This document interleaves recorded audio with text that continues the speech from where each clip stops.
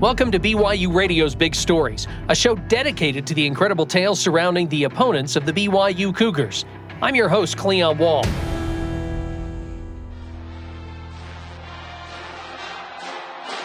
The mass of humanity rushed FBC Mortgage Stadium Field on the night of November 11th, 2023. The UCF Knights had just wrapped up a dominating 45-3 win over 15th-ranked Oklahoma State. And fans were allowed onto the field to celebrate with the football players who were clad in canaveral blue uniforms. Whoa, wait a minute. The Knights' official colors are black and bright gold. Why would they wear uniforms that are so different from the norm? And what is canaveral blue? The easy answer to those questions is space. In 2017, space was becoming really cool again. This is Jimmy Skiles. I'm the Chief Branding Officer for UCF Athletics. He and his coworkers were dreaming up a way to market the unique qualities of the University of Central Florida. Eric and I were talking about how great it would be to tell the space story through athletic events. The story of Space University began in the 1960s. We were literally founded as a university to assist NASA in the growing space program. But this tale doesn't start in the Sunshine State. It commenced on September 12th, 1962, on the campus of Rice University. That's when President John F. Kennedy made a bold declaration. We choose to go to the moon in this decade and do the other things, not because they are easy, but because they are hard. UCF was essentially established after President Kennedy's moonshot speech.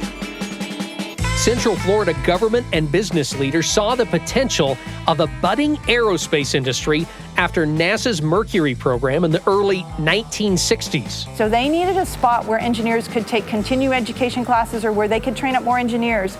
Charlene Martin is an engineer with NASA collaborator Lockheed Martin. So Florida Technological University was started to educate the engineers that would be involved in the space program. The original name is Space University.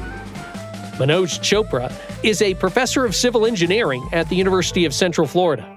We also had another name which didn't stick for obvious reasons, which was University of Florida at Orlando, because that would be UFO.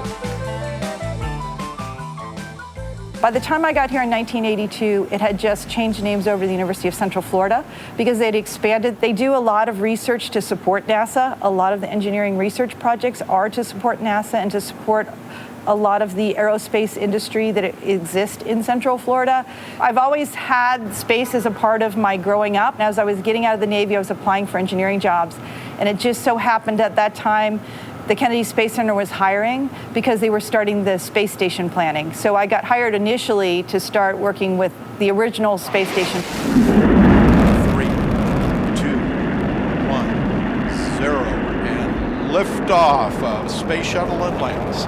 I got transferred over to the Space Shuttle program and in operations, which I actually got to be in the Launch Control Center for several of the shuttle operations or launches. So it was just, I think that's the best job I've ever had. One UCF alum's work spurred another space aspirations. Hi, my name is Jillian Gloria. I am a propulsion systems test engineer for United Launch Alliance and a UCF alum. Go Knights. Growing up in Orlando was really unique when it comes to space because you could just be walking to third grade and you see a space shuttle launching humans into orbit. Those people are going somewhere. And that's what's really special about space exploration is that even as a child, 4, 5, 6 years old, you understand the complexity of what's happening before your eyes without understanding any of the engineering or media that goes into making one of these things launch. I graduated in December 2022, but now I'm here in mission control 3, launching rockets. 2, 1, ignition, engine full power, and liftoff. Go active 3. When I grow up, I want to be an astronaut, so my dream is to build the landing pads and the roads on the moon. So this is a great opportunity for me as a test engineer to be able to understand how operations work on a launch pad so one day I could build the launch pads on the moon. Being a UCF grad is not uncommon in the aerospace industry.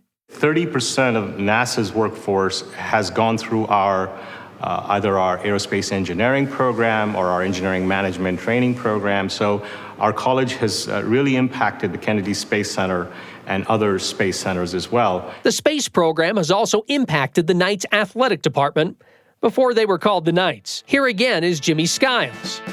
Before we were the UCF Knights, we were the FTU Citronauts for a brief period of time. The Citronaut was to celebrate the ties to what at the time Central Florida was known for, the growing space program and oranges.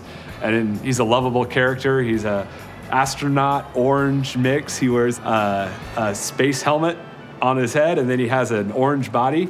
Which leads us back to Jimmy's story about how the athletic department wanted to help market UCF's space story to the country. That's when they came up with the idea of the space game. Our very first space game was in 2017.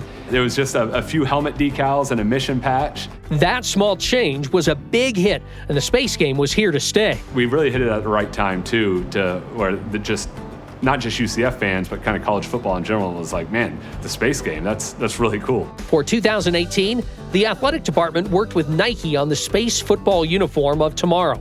It would not feature the name Knights nor the traditional colors of black and gold. The team's garb would be space-related.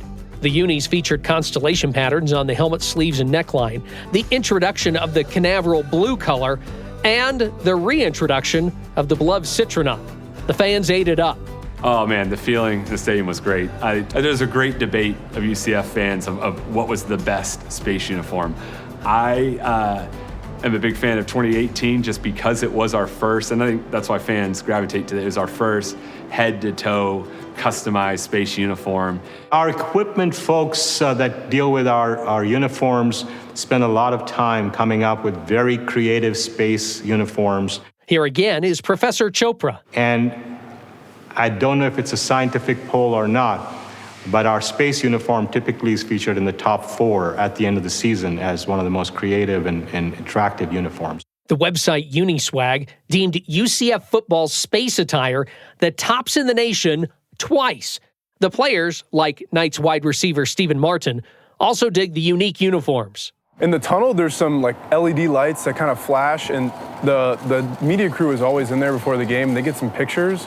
And I remember specifically, there were a few pictures that were snapped of me that ended up on the ESPN account, the college football account, because it was like the reflective numbers and it looked really cool and it was kind of blurry in a way. Just the buzz around the game, it just gives us a little extra motivation. For Stephen, the motivation is familial. Charlene Martin, who you heard from earlier in this episode, is his mother. My mom worked in the NASA program, the space shuttle program, and she was actually on the helmet from 2 years ago when they put the former UCF alumni. So my husband actually entered my name and put the information in there. I didn't know all this was going on. He happened to mention in there, and she has a son on the football team. So of course, being space game, football, everything together, people reading that thought, oh, this is fantastic. And so I saw it as it came out when Stephen forwarded it to us and said, hey, look, your name's going to be on it. I didn't know that my husband had done that. So it was really exciting. I felt like I was on the field too with him. The space game has turned into something more than telling the story of space, honoring UCF alums, and wearing fancy uniforms. It is an event on this campus. It is it's a combination of a football game, a costume party, educational lecture, because people are learning about what's happening at UCF and for the space industry. So it's way more than a game, and it's really taken on the personality of our fans as well. We went back to the branding of Space U because we felt that athletics, which is typically the front porch of a university and can and does attract a lot of very good students to the university. An example being how our admissions and our quality of recruits went up after how well we did in some of the bowl games. University professor Manoj Chopra was excited for the show and tell opportunities before the game in 2023. We're going to be featuring our Baja car. It's going to have the Space U branding. We're going to have some rockets out there. I believe athletics is arranged for the rover, from the Mars rover, to come from NASA. You will see me wearing a Citronaut shirt for just that game. And it just brings in the flavor of UCF's DNA of space as we go forward. The football team has also made the space game special, not losing one contest since it started. The only thing that would make the space game more spacey would be to have a rocket launch near game time. How about at halftime of a night game? I'm not sure NASA could time it just right, but it would be an amazing sight. One of my favorite moments that happened in the stadium was after we beat Georgia Tech, minutes after the game. There was it was a SpaceX launch, and everybody stayed in their seats on the west side. People ran to the top of the stadiums on the east side of the stadium. And the stadium PA was playing Rocket Man. It was the twilight hour, so it was a beautiful sky. And we just had celebrated beating Georgia Tech, and then off goes this modern marvel of technology blasting off into space. And the rockets go straight up, for the most part, line with our 50-yard line. The numbers on our uniforms this year match kind of the trajectory that the rockets follow as they go into space. I haven't seen a rocket launch from the stadium, but I used to live literally across the street from the stadium, so I would see them all the time. Here again is propulsion systems engineer Jillian Gloria. I was drawn to UCF because of their huge involvement in the space industry. So before this job, when I looked up at the sky, I would feel vastness. I would feel inspiration. I would feel longing. And I would feel excitement, right? And a honing to be part of whatever was up there.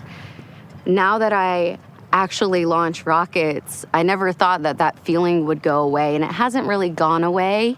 All of these opportunities I have on my resume currently were provided by UCF. The university hopes their yearly space game will inspire the astronauts and engineers of the future.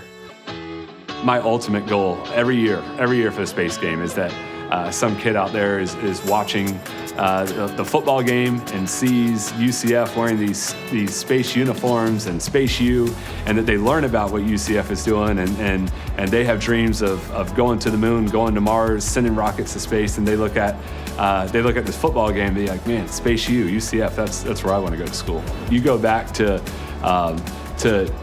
JFK's original charge to go to the moon, that wasn't for people then. It was for the future. It's journey. It's going into the unknown. Because he said more than just going to the moon. He also said he wants us to be a part of the American experiment. And I think UCF is developing those kind of people that are going to continue to become the leaders of the next generation of the American experiment, which is to be excellent. We choose to go to the moon. We choose to go to the moon. It would warm my heart if the first person to ever go to Mars was somebody who'd been to a UCF space game. Thanks to ESPN, NASA, and the John F. Kennedy Presidential Library. And thank you for listening to Big Stories. This episode was produced by Nathan Cannon and me, Cleon Wall. Music and post-production by Kevin West. Make sure you watch BYUtv's Big Stories by logging on to BYUSN.com. Big Stories is a production of BYU Radio.